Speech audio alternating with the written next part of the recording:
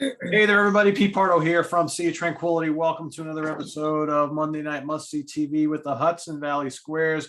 We got a smaller squad than normally today. Chris Allo will be joining us in a few minutes, but we got Lynn Versace in the house, Ryan Scow, and Steve Keeler. Today's topic is favorite albums of 1978. As Steve and I have been texting back and forth the last couple of days, a phenomenal year. I think I don't know, Steve. I think 71 and 76 or 77 seemed to get all the glory, but 78 was pretty damn spectacular, right? Definitely when it comes to live albums that I've listened to a million times. And as I went down the list, I was like, oh shit, oh shit, oh shit, Yeah. oh yeah, oh yeah. And I'm sure all the ones I'm looking at, you've owned and listened to also. So we're gonna pick about 3 of the live albums tonight too, right? There's a lot of good live albums that year. Oh, A lot of good like the ultimate classics. It really is. Yeah, that is true. So we're gonna let Lynn and Ryan go first today because they've got to hop off. So and then Steve and Chris, when Chris comes on, we'll kind of finish things up. But so Lynn, what do you got for us on your 1978 list? Oh my God, I had a tough time with this one. There was a lot to choose from. Yeah. There was a lot to choose from. I was only 7. But hey, that's youngin', right. you youngin'. Yeah, I was only 7. No, honest to God, I actually can remember my mom driving our old big station wagon, with the wooden sides, and me sitting backwards in the way back. Everyone wanted the way Facing back. the other direction, right? Facing the other direction. yeah, we no had one of seatbelts. those. Yeah. Chevy And I remember Impala. driving. She had AM radio and she would listen to all the 70s. So we'd be driving to Robinson Lane watching my brothers play ball. So actually I remember all the songs, So fortunately I had a good childhood memory. So it kind of brought me back. But I don't know, not really in a particular order, but I guess my number 5, Road to Ruin, the Ramones. Great. It brings me back to the CBGB days. I heard, I Want to Be Sedated. That was like, whoa, what record is this from? And then, you listen to the record and it's a really good record. And not only is it a good record, but the back of the album cover was actually shot at the Chance in Poughkeepsie before the box office was even made. Wow. So it's pretty cool. But I Don't Want You, She's the One, I Wanted Everything. And of course, I Want to Be Sedated. That just, the Ramones, it's that New York City vibe. Like I said, the whole CB days, hanging out, bunch of people, it makes you happy. It's like happy music, that whole punk era. So that would be my number 5. My number 4, only because his voice is like smooth like butter. Journey, Infinity. Nice. Best Journey album. Smooth like butter. But not only is his voice smooth like butter, I really like Neil Sean. I really like him. Sean, I don't know how you pronounce it, but either way, I really like his guitar playing. Neil Sean, from the city of Neil Sean. I love his guitar playing, and I still love his guitar playing. I think he's a great guitar player. So Journey, Infinity with Lights, Wheel in the Sky, Feeling That Way, Winds of March. Again, Journey always brings you back to a good place, Number 3 brings me back to my roller skating days. And I got a prop here for this one. Hold on. Oh, wow. Cars. Every song is a classic on that album. Every single freaking song. Moving in Stereo, Good Times Roll, Bye Bye Love, Magic, My Best Friend's Girl, Shake It Up, You're All I've Got Tonight. Oh yeah. I got happy listening to that record this week. Yep. Every song was It put me in a good place. But that was my number 3, again, the roller skating days. My number 2, and I know you're gonna know who it is, and I'm gonna hold on one second. Oh, you want us to guess? No. Oh, okay. All right, good. I was hoping you were gonna say that one. Les Binks. Les fucking Binks. Oh my God. So not for nothing, but Exciter, Heroes End, Stained Class, Invader, Beyond the Realms of Death, Right. And the infamous, you ready for the infamous Better Than You, Better Than Me? Now, so that song's infamous because in 1990, remember that whole civil action lawsuit? Because those kids made that like suicide pact because Heavy they metal said, suicide. Yeah. right, Bill, because it said do it or something in that song. But that song, it's so weird because they're suing Judas Priest, but the song was actually written by Gary Wright and Spooky Tooth Yeah. was the band to cover that song. So it's like you're suing Judas Priest for a song that wasn't written by Judas I Priest. thought there was like subliminal messages. Back when Yeah, yeah. So it was a little weird, but Gary Wright, you know, did that Dreamweaver song. Dreamweaver, yeah. Remember course. Dreamweaver? Remember that? I love that song. Classic. But yeah, he was in Spooky Tooth Guardians with of the that. Galaxy. Yeah, yeah, but Spooky Tooth, right, with Mick Jones, who later Yeah. formed Foreigner. So yeah, I mean that Judas Priest record, I still listen to it today, and like I Excellent. don't know, it's like brand new all over again. Best Judas You know? Priest album. Seriously, I mean, I every say time it, you I put on say a it. song, you get excited like it was just released yesterday. Saints in Hell. Oh my God, I don't it's track. crazy. It's Beyond the crazy. Realms of Death, right? Crazy. Oh, Beyond the Realms. Kidding me? Well, I All thought right, that was a song that had controversy too, wasn't it? It might have. I don't know any controversy behind it. I'll have to Google that. Well, you were one. only 7, so you don't remember the controversy. I was only 7.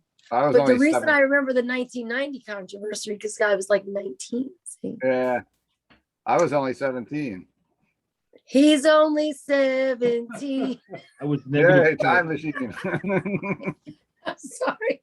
Everything's a song with me. Chris Allo, how old were you? When? When was this? 78.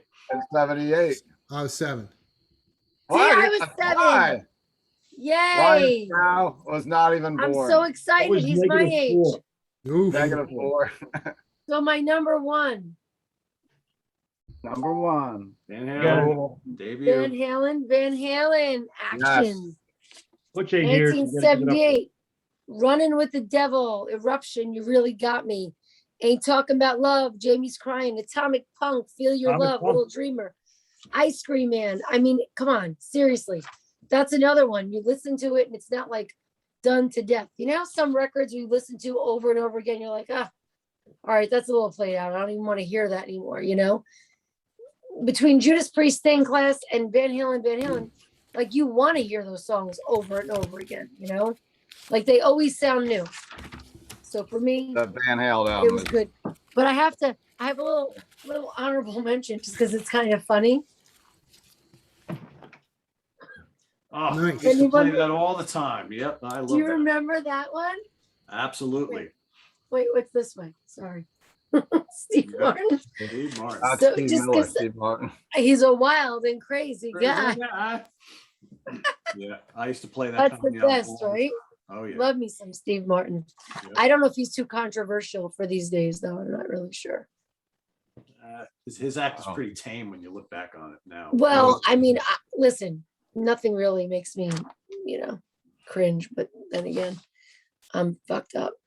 Anyway, live records. I am fucked up. You already know that. And I wasn't going to get through a whole episode without saying the F word. I'm sorry. Although I late. tried. Too late. All right. So live records, I have 3, and I'm just going to name this one because you have to. Thin Lizzy, Live and Dangerous. It's a double album. It was actually recorded in London, 76, and Philly and Toronto in 77, and then released in 78. Ted Nugent, Yeah. Double Live Gonzo. Right? That was a good one. Killer. And then I think the best live album, You're Wearing the Shirt, is Frank Zappa. Zappa in New York, Wow. which actually was recorded in 76 at the Palladium in New York and was released in 78. And a little fun fact about that record is that Punky Whips, right? It was Zappa actually making fun of Terry Bozzio because Terry Bozzio at the time wanted Punky Meadows' hair and lips from Angel. So that was, I thought that was kind of a fun fact. And then, of course, Mike's favorite song, Titties and Beer. Go figure. Where actually Terry Bozzio actually played the part of the devil in that song. So That's there right. you have it. That's my live records. That's my 5 albums, and yeah, Cool. it's good stuff. And I missed everybody. I missed you guys. Yeah, you've been gone for a couple weeks. Yeah. She's been gone. She's been gone so long. She's been gone so long. I don't know. You know, between the Lyme disease and I'm on the planning board, I got these meetings. Lyme disease. You have Lyme disease? I have late stage Lyme disease. Yeah. So I'm not, I've been, yeah. So Right. I'm trying to conquer that. It's kicking my ass just a little bit, but you know, like I was telling these guys earlier, if I don't go to work, nobody's going to pay my bills. Unless, of course, somebody wants to send me money. I'll gladly accept so I can rest. Yeah, send her some money, guys. Exactly. Fans of the show. Send Lynn some money. There Do you have your PayPal? Show me the address ready? money. Put it in the show notes. PayPal. I'll put my Venmo. There It's you like go. that Tom Cruise. So, all right, Ryan, I think you're up, buddy. Yeah. Thanks, Yeah. Lynn. So, I don't know. Thank you. Obviously, this is a great year. I tried to pick like a mishmash of different albums. So here we go. Mishmash. A mishmash. So The Monster first one Mash. is well, the first one is a band from Columbus, Ohio that never went anywhere. They really kind of sputtered out. They didn't get famous. They toured with Kiss on the Love Gun tour, and they toured with Angel. They put out a couple albums, but nothing much came of it. But I love their first album. It's good 70s classic biker rock, kind of like early Grand Funk. It reminds me of, and that is the debut album by the Gods. Wow. Wow. It's just a really fun, heavy, no bullshit, like good for driving, good for hanging out in the summer, like kind of like a biker rock album. No pretense, nothing fancy. It's just good hard rock. I guess I don't know if the timing, management, personalities, but they did a couple big tours. They toured with Kiss, toured with Angel, but they never became big. And but this album, the first one's definitely my favorite from '78. Nice. Hot Columbus, Ohio, hard rock capital. Yeah, no, it's a great album. If you're not familiar with it, it's a really good album. And this version has their second album too, Nothing Is Sacred, also in there too on the CD, because that's the only one I could find when I went to buy this a couple of years ago. So second one is I debated about including this because it's so fucking weird, but you know what? I like it, so I'm gonna put it in there. And it is the let's see, 5th or 6th album, I believe, by the band Magma. And there's that cool HR Liquid magma.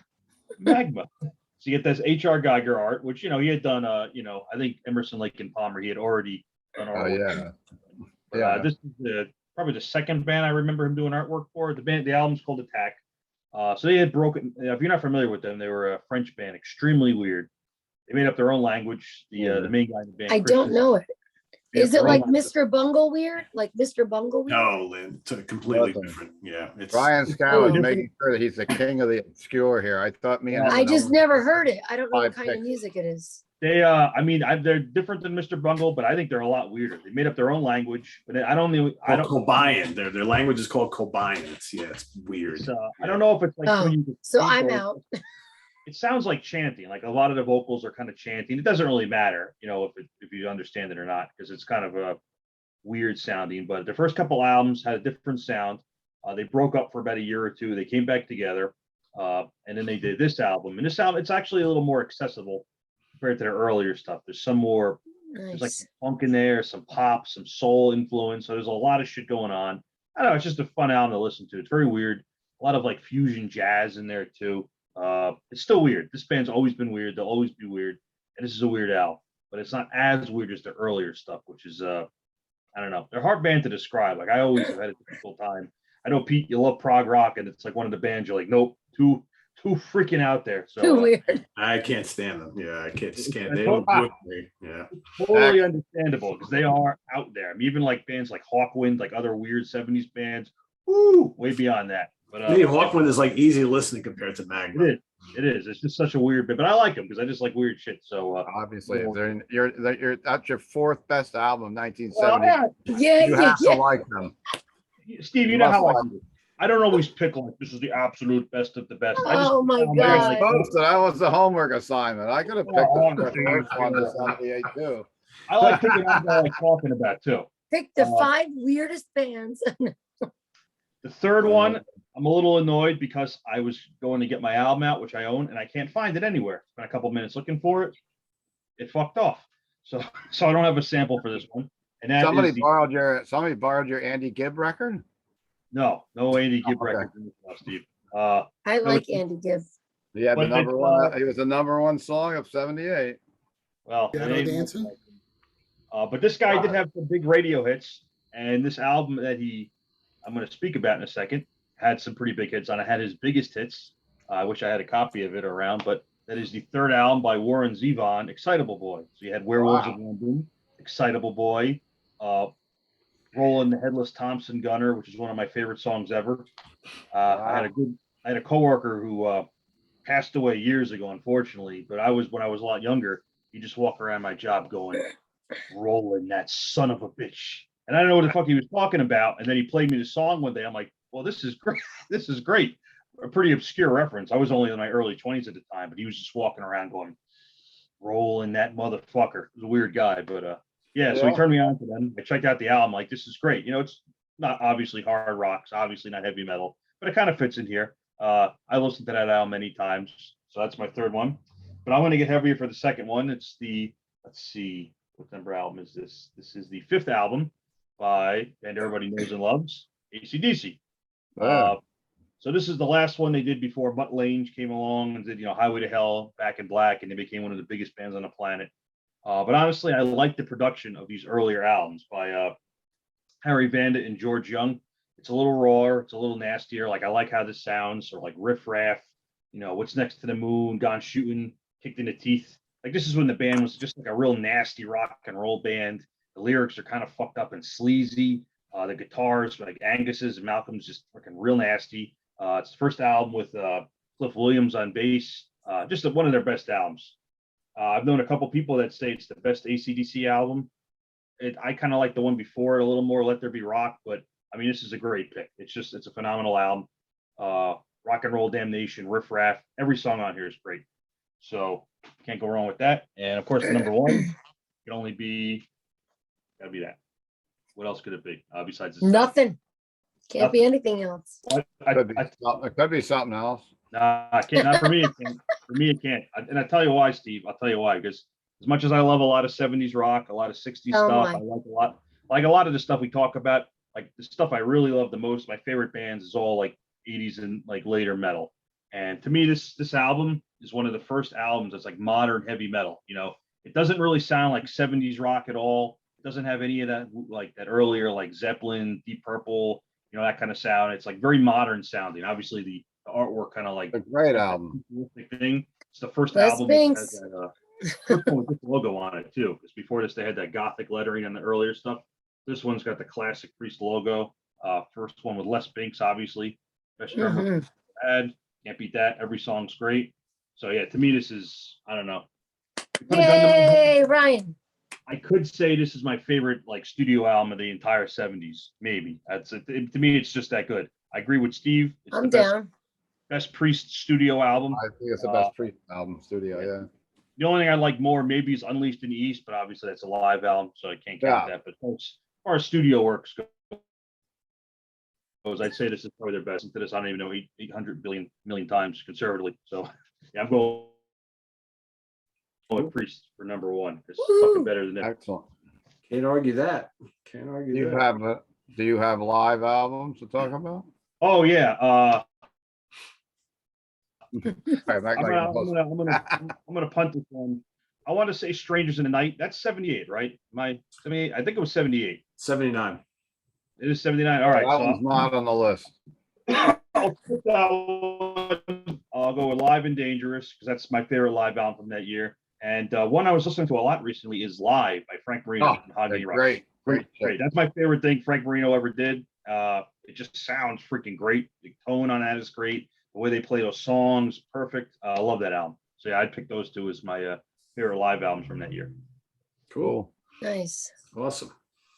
Mr. Rallo, welcome. Aloe's next. All right, cool. Thanks. I gotta make this quick because Pete stuffed me with about 5 pounds of pasta tonight, so I gotta fucking make this quick as I gotta go. I gotta count all my name. I thought you were bringing Dr. Britt Baker on. No, yeah, she couldn't make it tonight. DMD.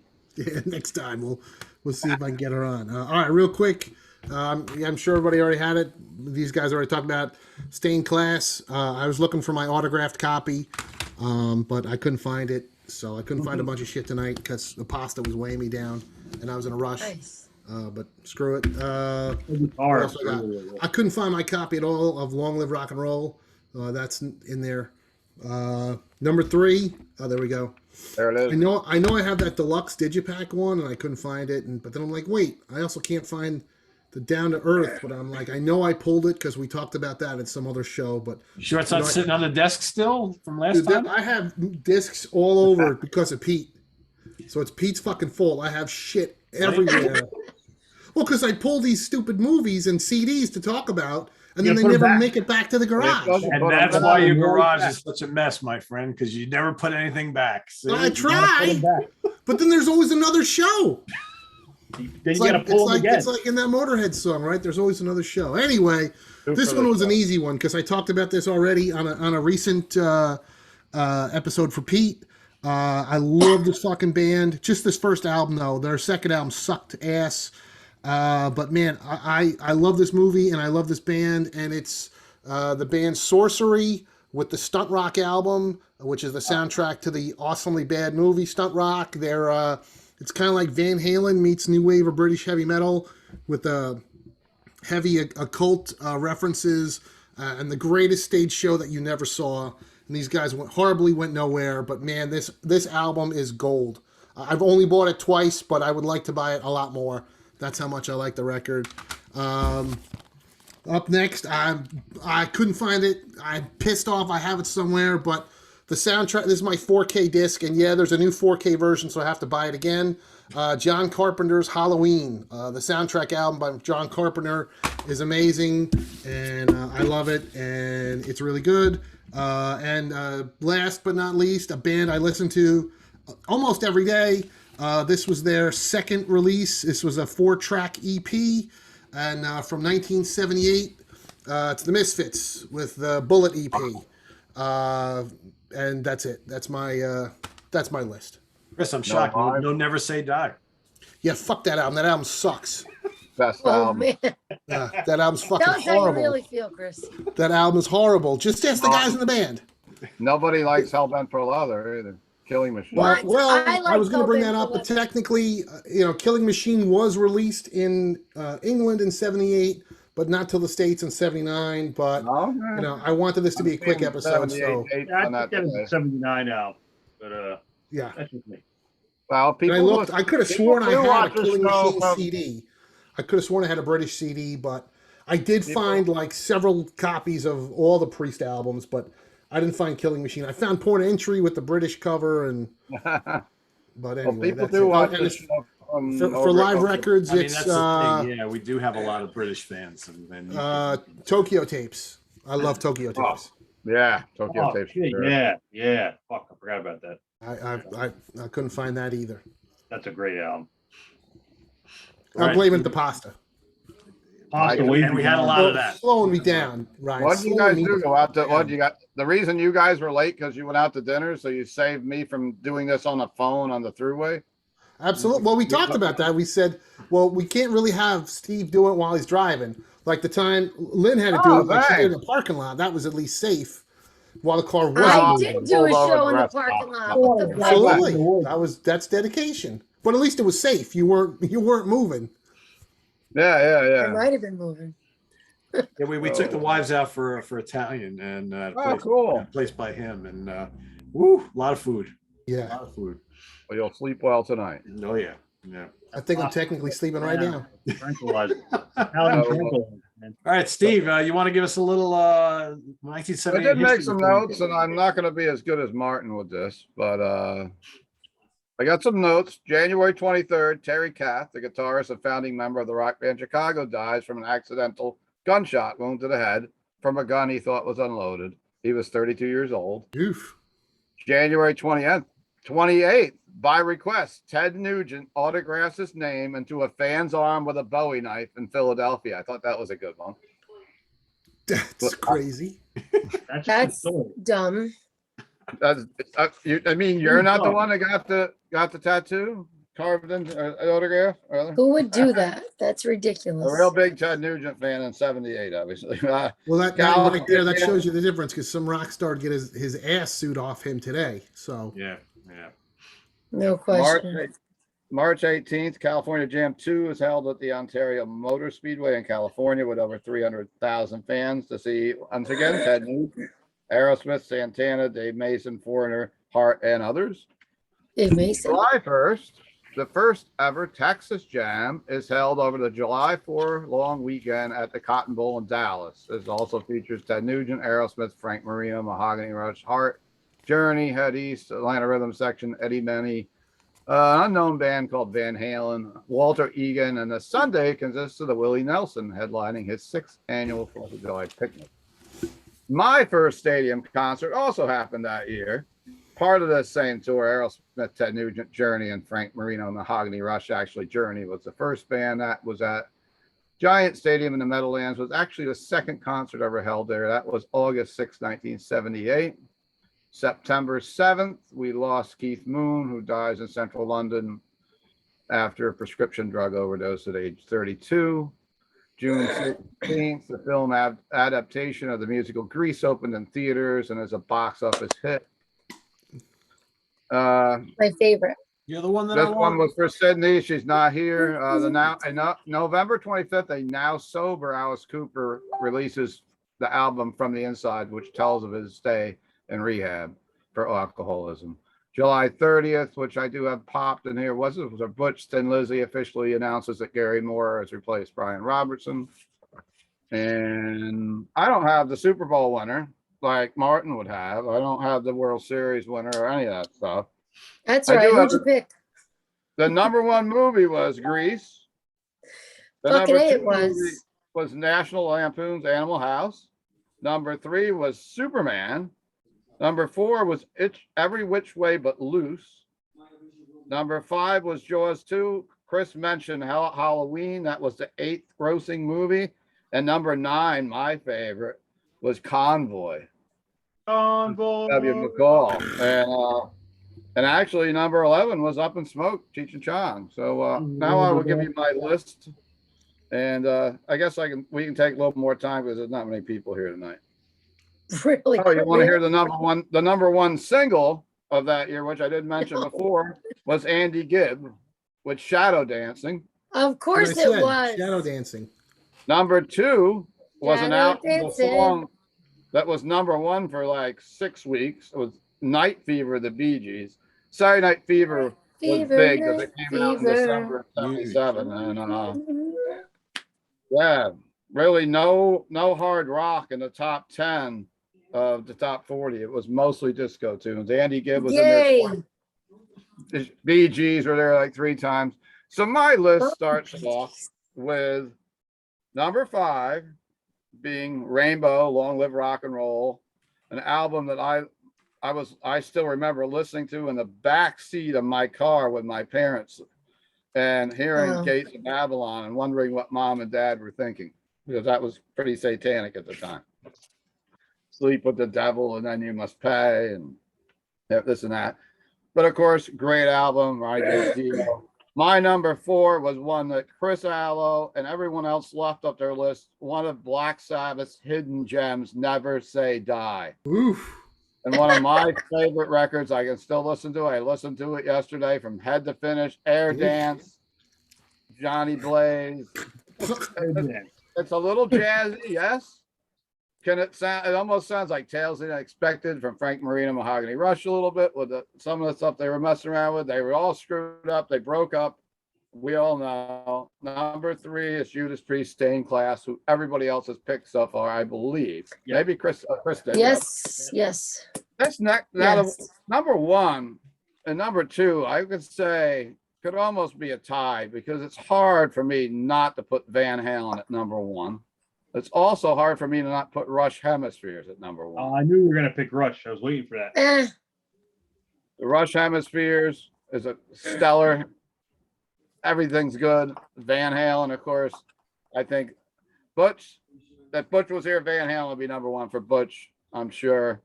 And I don't know. I'd say it's almost a tie. It could go back and forth. Van Halen's album started that whole party metal, like the party metal movement, I'd say. And I can still listen to that album head to toe. My honorable mentions will be AC/DC Power Age, who Ryan talked about, Jethro Tull, Heavy Horses, Cheap Trick, Heaven Tonight, which I also think is a great album. We wore out back in the day. Boston, Don't Look Back. Yeah. Listen to that, tons on 8-track. Grateful Dead, Shakedown Street, Bob Marley and the Wailers, Kaya, Rolling Stones, Some Girls. Those were my honorable mentions. Oh, Some Girls. Live Yeah. album, Yeah. Tokyo Tapes, Scorpions, Double Live Gonzos, Nugent. I'm gonna have one more, Frank Marino Mahogany Rush live, and I will also mention bursting out Jethro Tull. And I guess Interesting. that's all my show notes here. All good picks, man. Woohoo. All good picks. 78. Let's You go did a back. to the fine 70s. job. Yeah, I'm Hey, ready. if we all go back, then you guys are going to be little kids, and I'm going to have to walk you around because I'm 17, and you kids on the bottom are only 7. So we'll Not go even to around the. here, Steve. Did a I was fine job, 12. Steve I was McGill. 12. So, you know. I'll take you kids I out was and get 7. some candy or something. We'll go on the merry-go-round. Ryan wasn't even born yet. I want to go get Zeppeli, Steve. Yeah, he can't go. He's not born yet. I'm not even He's not born yet. born yet. He Those wasn't You were even, born. he wasn't even a thought. Well, then there's only 4 of us are going on the time machine. I guess. So Sorry, see, Chad. the theory with Time Machine is that we would go as our current selves because That would be best. if we were around, our then selves would be there. True. True. Yeah. I wouldn't mind being my age and going back to 78. Hell yeah. Yeah. Compared I to don't wanna, like, 21, Be yeah, let's dead do now. I it, want to be man. like 102 now. Yeah. Oof. Things were a lot easier then for me, but I didn't have any money. I was lucky if I had Probably a money lot easier to get backstage too then. Probably. for Yeah. girls, maybe. Wasn't easier for me to get backstage. It was always easy. I like the Led Zeppelin movie. I've seen that one. All right, you guys ready for my picks here? Yeah. Mhm. Some of these we've heard already, but all right, my number 5 is Pieces of 8 by Styx. Cool. Oh yeah. Oh Love yeah. it. Absolutely love it. My number 4 is going to be Long Live Rock and Roll by Yes. Rainbow. And I'm just doing kind of like everybody else. I'm doing the studio albums and then I'll throw in a couple live albums. Yeah. Number 3 is UFO Obsession. Nice. Last studio album, Michael Schenker, for quite a while. My number 2 is going to be Hemispheres by Rush. How can it not? And, you know, it's pretty unanimous across the board here for everybody. Number 1, Judas Priest. Yay. Stay in Class. Woo! My favorite Les Priest Banks. album. Yeah, I mean, I love this lineup of the band. I love this album. To me, it's their best album ever, and it's one of the greatest albums of the 70s, I think. So that's my 5 studios. As far as live albums, Tokyo Tapes by Scorpions, Double Live Gonzo by Nugent, The Outlaws Bring It Back Alive. Yeah. What else? Little Feat, Waiting for Columbus, Jethro Tull, Bursting Out Live, Thin Lizzy Live and Dangerous. I think that's most of the live albums. Here's Zappa. Yeah, and Zappa, yep, exactly. Zappa, New York as well. Kansas, 2 for the show. Almost For the forgot. show. Oh, I love Kansas. Yeah. Yes. Forgot about that. And Blue Oyster Cult, Some Enchanted Evening. So I got Oh, wow. like a million honorable mentions for studios, but there's too many to even bother getting into. There's so many of them. And Butcher's gonna be mad that you didn't put Van Halen in your top 5. Well, I mean, I love it, but I like these albums. I did. He can't be mad. Yeah, I like these albums. Where is better. Butcher? Yeah, where is he tonight? Is he at a concert? I played the 5th on the grounds anything I say may incriminate me. Uh-oh. He must be at a concert since He's concert got to be. season. Yeah, I think he's at a show. I don't know where he is. Yeah, I think he's at a show. You do know where he is. I don't. Where's Sydney and Taylor at a concert? Perhaps. She told me she's got something going on. I forget what she said. I saw she got a new gig there with the radio station in Philly, MMR, I think, right? That's pretty cool. Yeah, She was out at some kind of festival the other day, I saw. pretty excited about that. It's very cool. That's great. Very cool. Well, there you have it, everybody. 1978, kind of a quick show since everybody's kind of busy tonight. So, we could have each picked 20, I think, and it still would have some stuff out. But some great release from 1978. So, in the comments below, list your favorite 5 or 10 from 1978, studio or live, whatever you want to do. And just so everybody knows, probably I think in 2 weeks. On the In the Prague Seat show, we'll be doing this exact same thing. So we'll be talking about our favorite Prague albums from 1978. So for those of you wondering why specifically me didn't mention all the great Prague albums from 78, tune in for that and you'll hear more then. So stay tuned for that. So thanks for watching, everybody. Visit us on the web at www.seatranquility.org. We're on Facebook. We're on Twitter. Of course, we're here on YouTube. All the damn time. For Chris Sallow, Lynn Versace, Steve Keeler, and Ryan Scow, I am Pete Pardo. Good night, everybody. See you next Monday. Take care. Bye-bye.